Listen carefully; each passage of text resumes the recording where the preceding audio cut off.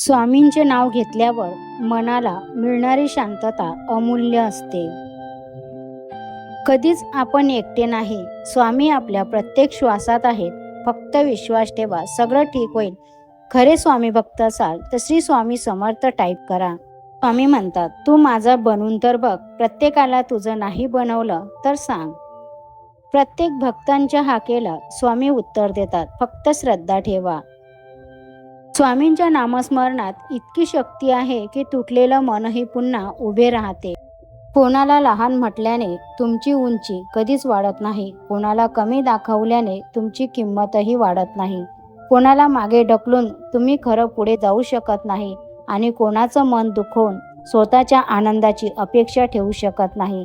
लक्षात ठेवा, अपमानाची बीज पेरून सन्मानाचं पीक कधीच मिळत नाही. वेळेचं चक्र फिरलं की पैसा, पद आणि ताकद काहीच साथ देत नाही. शेवटी तुमची माणुसकी, तुमचा स्वभाव आणि केलेली चांगली कर्मच उतरतात. म्हणूनच आधी स्वतःला चांगलं माणूस बनवा. कारण आयुष्याच्या शेवटच्या हिशोबात संपत्ती आणि अहंकार शून्य ठरतात. फक्त तुमची चांगुलपणा आणि माणुसकी तुमची खरी किंमत ठरवते. अवधूत चिंतन श्री गुरुदेव दत्त. श्री स्वामी समर्थ. जय जय स्वामी समर्थ.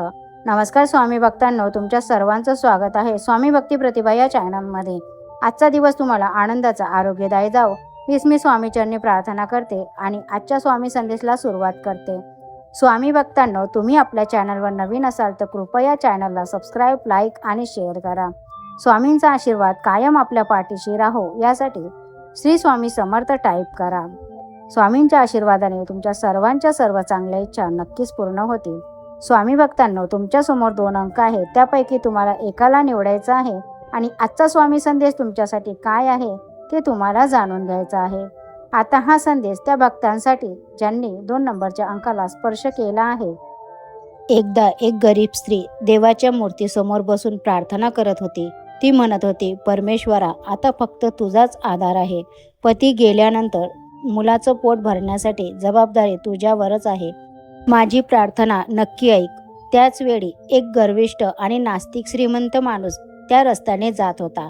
त्याने तिचं सगळं बोलणं ऐकलं. त्याच्या मनात एक विचार आला की या स्त्रीचा देवावरील विश्वास तोडण्यासाठी एक खेळ करावा. त्याने आपल्या माणसाला सांगितलं की खूप सारं धान्यसाठा घे आणि पैसे घे, त्या स्त्रीला देऊ नये. आणि तिने विचारलं की हे कोणी पाठवलं तर सांग की शैतानाने पाठवलं आहे. त्या व्यक्तीने ते धान्य आणि पैसा त्या स्त्रीला देऊन आला आणि येताना विचारलं की तुम्ही विचारणार नाही का की हे कोणी पाठवलं आहे. त्या स्त्रीने शांतपणे सुंदर उत्तर दिलं, मी इतका विचार का करू. मला माझ्या देवावर पूर्ण विश्वास आहे. माझा देव जेव्हा आदेश देतो तेव्हा शैतानालाही तो आदेश पाळावाच लागतो. खरा विश्वास कधीच कमकुवत होत नाही. कारण देव अनेकदा मदत अशा मार्गाने पाठवतो ज्याची आपण कल्पनाही केलेली नसते. खरं तर आपण कसे आहोत याने फारसा फरक पडत नाही. कारण ज्याने आपल्याविषयी जशी धारणा बनवली आहे त्यांच्या नजरेत आपण तसेच असतो. म्हणून इतरांच्या मतांपेक्षा आपल्या कर्मावर आणि सत्यावर विश्वास ठेवा. माणसाच्या आयुष्यात सर्वात मोठं कर्तव्य म्हणजे आपलं काम प्रामाणिकपणे करत राहणं. पण आपण बहुतेक वेळा कामापेक्षा त्यांच्या परिणामावर जास्त लक्ष देतो. काय मिळेल, लोक काय म्हणतील, यश येईल की नाही या विचारांमध्ये आपण अडकतो आणि त्याच वेळी आपली खरी ऊर्जा वाया जाते. कारण फळ आपल्या हातात नसतं, पण प्रयत्न मात्र पूर्णपणे आपल्या हातात असतात. जेव्हा आपण फक्त परिणामासाठी काम करतो तेव्हा अपयश आलं की आपण तुटतो. पण जेव्हा आपण कर्तव्य म्हणून काम करतो तेव्हा प्रत्येक अनुभव आपल्याला काहीतरी शिकवतो. याचबरोबर एक महत्त्वाची गोष्ट सांगितली आहे, फळाची भीती म्हणून काम टाळू नका. कारण काहीच न करणं हे सर्वात मोठं नुकसान आहे. म्हणून आयुष्यात शांत राहून अपेक्षापेक्षा प्रयत्नावर लक्ष द्या. कारण खरं समाधान हा परिणामात नाही तर प्रामाणिकपणे प्रयत्न करण्यात आहे. हे स्वामी समर्थ. आता हा संदेश त्या भक्तांसाठी ज्याने 6 नंबरच्या अंकाला स्पर्श केला आहे. स्वामी म्हणतात, स्वतःवर विश्वास ठेवा. कारण तुम्ही जे काही आज सहन करत आहात तेच उद्या तुमची सर्वात मोठी ताकद बनेल. प्रत्येक कठीण वेळ तुम्हाला आणखीन मजबूत बनवत असते. शब्दांचा वार नात्यांना कायमच जखम करून जातो. म्हणूनच म्हणतात ना की राग आला की क्षणभर थांबलं पाहिजे आणि शब्दाचा वार करण्यापूर्वी स्वतःला विचारलं पाहिजे. कारण रागात बोललेला शब्द हे परत घेता येत नाही. ते थेट मनाला लागतात आणि हळूहळू नात्यांमध्ये दुरावा निर्माण करतात. आपण अनेकदा क्षणिक रागात सगळं काही बोलून टाकतो आणि नंतर पश्चाताप करतो, पण तेव्हा वेळ निघून गेलेली असते. समोरचा माणूस शांत दिसतो म्हणून आतून तुटलेला असतो. म्हणूनच शांत राहणं ही कमजोरी नसते, तर ती नातं वाचवण्याची ताकद असते. प्रत्येक वेळी जिंकणं महत्त्वाचं नसतं. कधी-कधी नातं टिकवण्यासाठी स्वतःला थांबवणं जास्त महत्त्वाचं असतं. कारण शब्दाने जिंकलेलं वाद काही क्षण टिकतात, पण जपलेलं नातं आयुष्यभर टिकतं.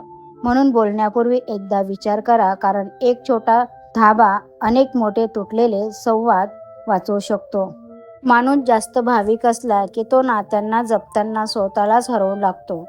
समोरचा चुकीचा असतानाही तो स्वतःलाच दोष देतो आणि कदाचित चूक माझीच असेल असं म्हणायला लागतो. कारण त्याला भांडण नको असतं, नातं तुटू नये असं वाटतं. म्हणून तो स्वतःच्या भावनांना बाजूला ठेवतो. पण हाच स्वभाव हळूहळू त्याला आतून कमकुवत बनवते.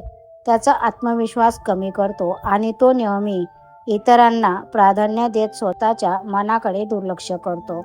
खरं पाहिलं तर हा त्यांच्या मनाचा मोठेपणा असतो. पण प्रत्येक वेळी मोठेपणा दाखवणं म्हणजे स्वतःवर अन्याय करणं ठरते. कारण आयुष्यभर त्यांचे परिणाम त्यालाच भोगावे लागतात. म्हणूनच फक्त भावनांवर चालणं योग्य नाही, तर त्यासोबत थोडी बुद्धीही वापरणं गरजेचं असतं. जेव्हा भावना आणि विचार यांचा समतोल साधला जातो, तेव्हाच निर्णय योग्य ठरतात आणि माणूस स्वतःलाही जपतो आणि नात्यांनाही. कारण शेवटी स्वतःला हरवून जपलेलं नातं कधीच खऱ्या अर्थाने टिकत नाही. जीवनात यशस्वी होण्यासाठी फक्त साथ देणारे लोकच महत्त्वाचे नसतात, तर विरोध करणारे आणि पुढे जाण्यास भाग पाडणारेही लोकही तितकेच गरजेचे असतात. कारण निंदक तुमच्या चुका दाखवतो आणि स्पर्धक तुमची मर्यादा ओलांडायला भाग पाडतो. या दोघांमुळेच माणसात जिद्द निर्माण होते आणि तीच जिद्द त्याला ध्येयापर्यंत पोहोचवते. पण यशाच्या या धावपळीत आपण एक मोठी चूक करतो. जे मिळालं नाही त्याची सतत गणित मांडत राहतो, त्याचीच तक्रार सदैव करत असतो आणि जे आधीच मिळालं आहे त्याचा आनंद घ्यायचा आपण विसरून जातो. मन नेहमी जे आपल्याकडे नाही त्याच्याकडे धाव घेत राहते आणि समाधान मागे पडत राहते. खरं तर सुख मिळवण्यासाठी धडपड आवश्यक आहे, पण त्या सुखाला एक मर्यादा असणं तितकंच गरजेचं आहे. कारण मर्यादा नसलेली इच्छा कधीच पूर्ण होत नाही आणि माणूस कायम अपूर्णच राहतो. म्हणून प्रयत्न करत राहणं आणि त्याच वेळी जे आहे त्यात आनंद शोधणं हा समतोल साधन महत्त्वाचा आहे. कारण शेवटी यश फक्त मिळवण्यात नसतं, तर मिळालेल्या गोष्टीचा मनापासून आनंद घेण्यात असतो.